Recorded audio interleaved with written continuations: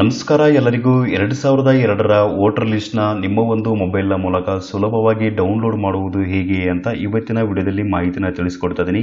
ನಿಮ್ಮ ಊರಿನ ಲಿಸ್ಟ್ನ ಮೊಬೈಲ್ನ ಮೂಲಕನೇ ನೀವು ನೋಡಬಹುದಾಗಿರುತ್ತೆ. ಎನ್ಯುಮರೇಷನ್ ಫಾರಮ್ನ ನೀವು ಫಿಲ್ ಮಾಡಬೇಕಾಗಿತ್ತು ಅಂತಂದರೆ 2002ರ ಪಟ್ಟಿಯಲ್ಲಿ ನಿಮ್ಮ ಒಂದು ಹೆಸರು ಇದೆಯಾ ಅಂತ ಮೊದಲನೇದಾಗಿ ಚೆಕ್ ಮಾಡ್ಕೋಬೇಕಾಗಿರುತ್ತೆ. 2002ರ ಪಟ್ಟಿಯಲ್ಲಿ ನಿಮ್ಮ ಒಂದು ಹೆಸರು ಇತ್ತು ಅಂತಂದರೆ ಆ ಒಂದು ವಿವರಗಳನ್ನ ಎನ್ಯುಮರೇಷನ್ ಫಾರಮಲ್ಲಿ ನೀವು ಫಿಲ್ ಮಾಡಬೇಕಾಗಿರುತ್ತೆ, ಅಂದರೆ ನಮೂದಿಸಬೇಕಾಗಿರುತ್ತೆ. ಹಾಗಾಗಿ 2002ರ ವೋಟರ್ ಲಿಸ್ಟ್ನ ನಿಮ್ಮ ಒಂದು ಮೊಬೈಲ್ನ ಮೂಲಕ ಸುಲಭವಾಗಿ ಯಾವ ರೀತಿಯಾಗಿ ಡೌನ್ಲೋಡ್ ಮಾಡ್ಕೋಬೇಕು ಅಂತ ಇವತ್ತಿನ ವಿಡಿಯೋದಲ್ಲಿ ನಿಮಗೆ ಮಾಹಿತಿನ ತಿಳಿಸ್ಕೊಡ್ತಾ ಇದ್ದೀನಿ. ಸೊ ಅದಕ್ಕಿಂತ ಮುಂಚೆ ತಮ್ಮಲ್ಲಿ ಒಂದು ಸಣ್ಣ ರಿಕ್ವೆಸ್ಟ್, ತಾವಿನ್ನವರೆಗೂ ನಮ್ಮ ಒಂದು ಚಾನಲ್ನ ಸಬ್ಸ್ಕ್ರೈಬ್ ಮಾಡಿಲ್ಲ ಅಂತಂದರೆ ದಯವಿಟ್ಟು ನಮ್ಮ ಒಂದು ಚಾನಲ್ನ ಸಬ್ಸ್ಕ್ರೈಬ್ ಮಾಡಿ ಹಾಗೂ ಪಕ್ಕದಲ್ಲಿರುವಂಥ ಬೆಲ್ ಐಕನ್ ಅನ್ನು ಕ್ಲಿಕ್ ಮಾಡಿ.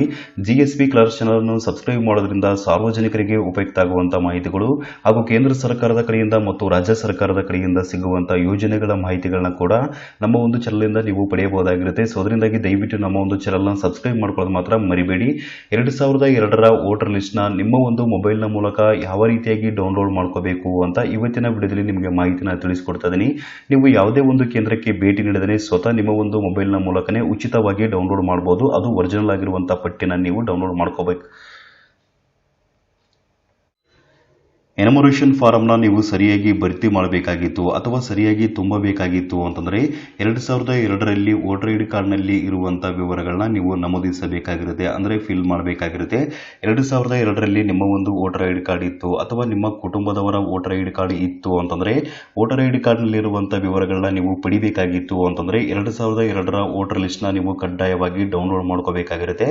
ನೀವು ಯಾವುದೇ ಒಂದು ಕೇಂದ್ರಕ್ಕೆ ಭೇಟಿ ನೀಡಿದರೆ ಸ್ವತಃ ನಿಮ್ಮ ಒಂದು ಮೊಬೈಲ್ನ ಮೂಲಕನೇ ವೋಟರ್ ಲಿಸ್ಟ್ನ ನೀವು ಡೌನ್ಲೋಡ್ ಮಾಡಬಹುದಾಗಿರುತ್ತೆ, ಅದು ಉಚಿತವಾಗಿ. ಯಾವ ರೀತಿಯಾಗಿ ಡೌನ್ಲೋಡ್ ಮಾಡ್ಕೋಬೇಕು ಅಂತ ಕೇಳಿದ್ರೆ ಮೊದಲನೇದಾಗಿ ಇಲ್ಲಿ ಕಾಣುವಂತ ಈ ಒಂದು ವೆಬ್ಸೈಟ್ಗೆ ನೀವು ಭೇಟಿ ನೀಡಬೇಕಾಗಿರುತ್ತೆ.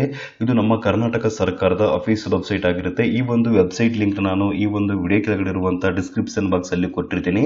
ನೀವು ಅಲ್ಲಿಂದ ಓಪನ್ ಮಾಡ್ಕೊಂಡ್ರೆ ಇಲ್ಲಿ ಕಾಣುವಂತ ವೆಬ್ಸೈಟ್ಗೆ ನೇರವಾಗಿ ಭೇಟಿ ನೀಡ್ತೀರಾ.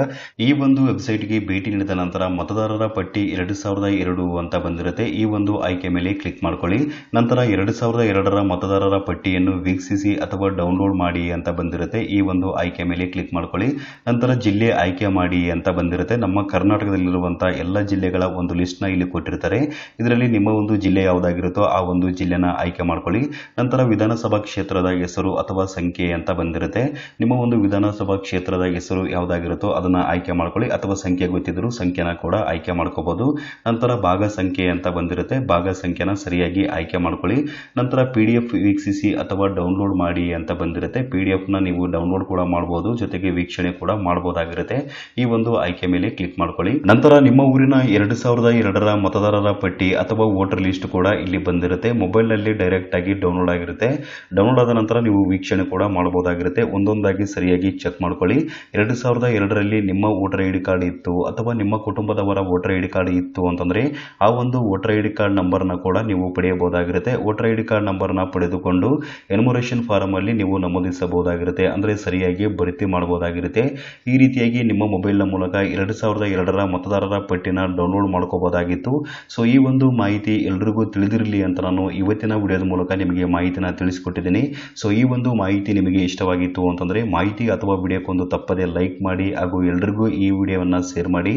ಸಬ್ಸ್ಕ್ರೈಬ್ ಮಾಡ್ಕೊಳ್ಳೋದು ಮಾತ್ರ ಮರಿಬೇಡಿ. ವಿಡಿಯೋ ನೋಡಿದ್ದಕ್ಕಾಗಿ ನಿಮಗೆ ತುಂಬಾ ಧನ್ಯವಾದಗಳು.